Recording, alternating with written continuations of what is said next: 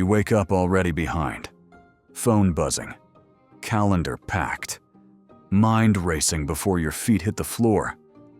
What's happening? You're starting reactive. Every morning becomes damage control. You're not living your life. Your life is living you. The ancient Stoics had a different approach. Marcus Aurelius ruled an empire, but started each day with calm reflection. Seneca managed vast wealth, but began with deliberate preparation. They understood something we've forgotten. Your morning shapes your entire day. Your energy, your focus, your peace of mind. 3 Stoic practices that transform rushed chaos into calm preparation. Not productivity hacks. Ancient wisdom that creates space, clarity, and genuine peace. The discipline of morning reflection. Marcus Aurelius wrote his meditations every morning while leading Rome. Not for others, for his own clarity. 10 minutes of quiet reflection before engaging the world. Your version. 10 minutes before you check anything. No phone, no news, no demands. Just you and your thoughts. 3 questions that create morning clarity. First, what do I want to feel like today? Not what you need to accomplish, how you want to move through your day.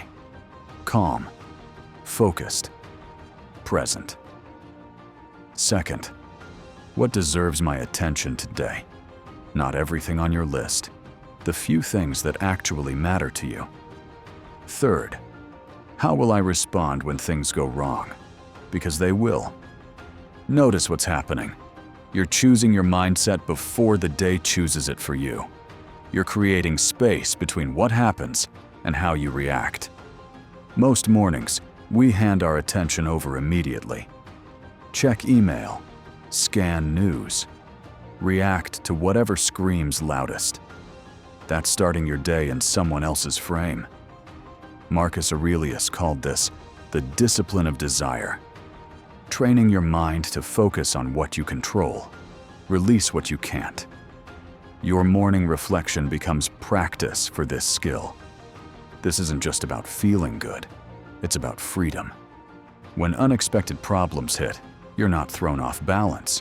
When people make demands on your time, you respond from your priorities, not their urgency. The compound effect builds over time. Small moments of morning clarity create larger patterns of life satisfaction.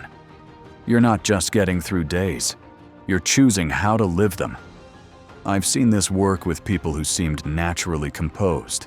Their secret wasn't personality, it was preparation. Every morning, they'd get clear on what mattered and how they wanted to show up. Same principle applies everywhere. When you start centered, you bring that energy to every conversation. You listen better. You respond more thoughtfully. You're present instead of scattered. The practice itself is simple. Find a quiet space. Sit comfortably. Ask your 3 questions. Let answers come naturally. Don't force insights. Just create space for clarity. Marcus Aurelius faced plagues, wars, political betrayal. His morning practice kept him grounded through it all. Your challenges are different. The principle is identical. Think about yesterday morning. Did you wake up reactive? Checking messages before your mind was clear? Starting behind before you even began? When you flip this, everything changes. You wake up and immediately create calm. 10 minutes of reflection. 3 questions. You're setting the tone instead of letting chaos set it for you. The difference shows in everything. How you handle traffic, how you respond to criticism, how you deal with unexpected changes. You've practiced staying centered. Now it's automatic. 10 minutes of reflection. 3 questions that create clarity. The discipline that transforms chaos into calm. That's how you reclaim your morning, before your morning claims you. But reflection alone isn't enough. You need to build mental strength for when things get difficult. This is where voluntary discomfort becomes your secret weapon. Voluntary discomfort training. Seneca was one of Rome's wealthiest men. He could have lived in complete luxury. Instead, he regularly practiced voluntary hardship. He'd sleep on hard floors, eat simple food, wear rough clothing, not as punishment, as preparation. His insight was brilliant. If you only experience comfort, discomfort controls you. When challenges arise, you have no strength. When life gets difficult, you break. Voluntary discomfort builds mental muscle. Your morning application. 5 minutes of chosen difficulty that builds inner strength. Not because you enjoy suffering, because you're training your mind to stay calm when things get uncomfortable. Epictetus taught this as controlling what you can control. Morning discomfort is controlled stress. You choose the challenge. You set the time. You prove external conditions don't determine your inner state. 3 options that fit any morning. Cold exposure for 2 minutes.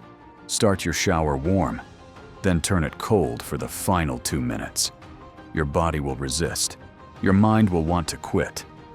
Stay present. Breathe through it. That's mental training in action. Physical challenge that pushes your limits. 20 push-ups when you'd rather stay in bed. A 5-minute plank when your body wants to quit. The exercise doesn't matter. What matters is doing something difficult when you don't feel like it. Delayed gratification with something you want. Hold off on your morning coffee for an extra hour. Wait to check your phone until you've finished your reflection. Small acts of self-discipline that build larger patterns of self-control. The point isn't to make your morning miserable. It's to prove you can choose your response to discomfort. That skill transfers to everything else. When traffic makes you late, you stay calm. When technology fails, you adapt smoothly.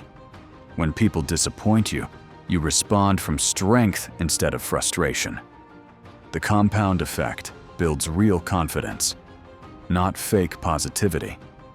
Real confidence that comes from knowing you can handle difficulty. You've practiced it. You've proven it to yourself. Most people avoid discomfort completely. They optimize for ease, convenience, immediate pleasure. That creates weakness. When life gets difficult, they have no tools. Voluntary discomfort builds strength. You don't just survive challenges, you get stronger from them. You welcome difficulty as training instead of fearing it as threat. Seneca said we suffer more in imagination than reality. Morning discomfort proves this. The anticipation is worse than the experience. The resistance is mental, not physical. Once you understand this, you're free. The practice teaches presence. When you are in cold water, you can't think about yesterday's problems or tomorrow's meetings. You're completely here, completely now. That's meditation in action. Same principle applies to emotional discomfort. When someone criticizes you, when plans fall through, when expectations aren't met, you have the mental tools to stay centered. You've trained for this. Pick one form of voluntary discomfort. Start tomorrow. Make it challenging, but doable. The goal is building mental muscle, not breaking yourself down. 5 minutes of chosen difficulty. The discipline that transforms weakness into strength. But morning preparation means nothing without evening foundation. Your nighttime routine determines everything. Evening, preparation for morning victory. Your evening routine determines your morning success. The Stoics understood this. They ended each day with strategic reflection, not mindless entertainment. Seneca practiced daily self-examination, not self-criticism, strategic analysis.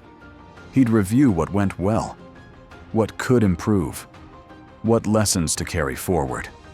This became preparation for tomorrow's challenges.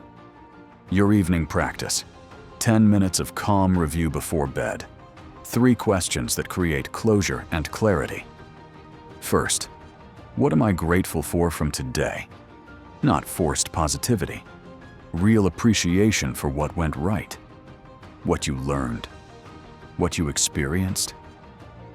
Second, what would I do differently if I could repeat today? Not regret or self-attack. Honest assessment that becomes tomorrow's wisdom. Maybe you rushed through conversations.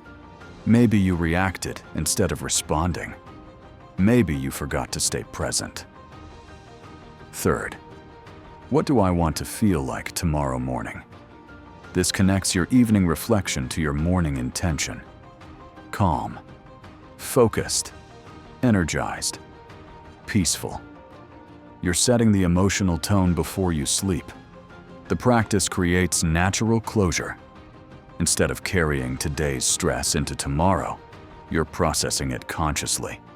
You're extracting value from experience and releasing what doesn't serve you.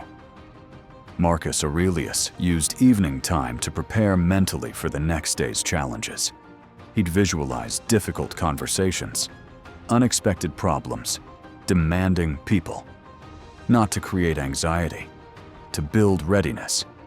Your version looks simpler. Spend a few minutes thinking about tomorrow's schedule, not planning every detail, just getting mentally prepared for what's coming. Big meeting? Difficult conversation? Tight deadline? You're not surprised. You're ready. This eliminates morning decision fatigue about what matters most, anxiety about unexpected challenges, the feeling of starting each day behind. You've already done the mental work. The compound effect creates momentum. Each evening's reflection becomes the next morning's foundation. Small investments in closure and preparation create massive returns in daily satisfaction. Most people end their days with distraction. Social media, news, entertainment that leaves them mentally scattered. They carry unprocessed stress into sleep and wake up already depleted. Evening reflection creates genuine rest. When your mind is clear, your sleep is deeper. When your intentions are set, your mornings are calmer. When you've processed today, you're ready for tomorrow. The practice itself takes minutes. Find a quiet space. Review your 3 questions. Let insights emerge naturally. Set tomorrow's emotional intention. This isn't productivity optimization. It's life satisfaction. You're not just getting through your days. You're consciously creating the experience you want. 10 minutes of evening reflection. 3 questions that create closure. The discipline that transforms scattered days into intentional living. Now it's your call. Actions speak louder than words. Your morning routine isn't about productivity. It's about freedom. Freedom from reactive living, scattered attention, and constant pressure. Tomorrow morning, you have a choice. Wake up reactive and rushed, or wake up centered and clear. The Stoics gave you the tools. Now it's time to use them. Start with one practice. Pick the one that calls to you most. 10 minutes of morning reflection. 5 minutes of voluntary discomfort. 10 minutes of evening preparation. Don't wait for the perfect moment. There isn't one. Your future self is counting on the decision you make right now. Will you keep starting your days behind, or will you finally take control of your mornings? Subscribe for more ancient wisdom that transforms modern chaos into genuine peace. Comment which practice you are starting with tomorrow. I read every single one. Executive by day, Stoic always.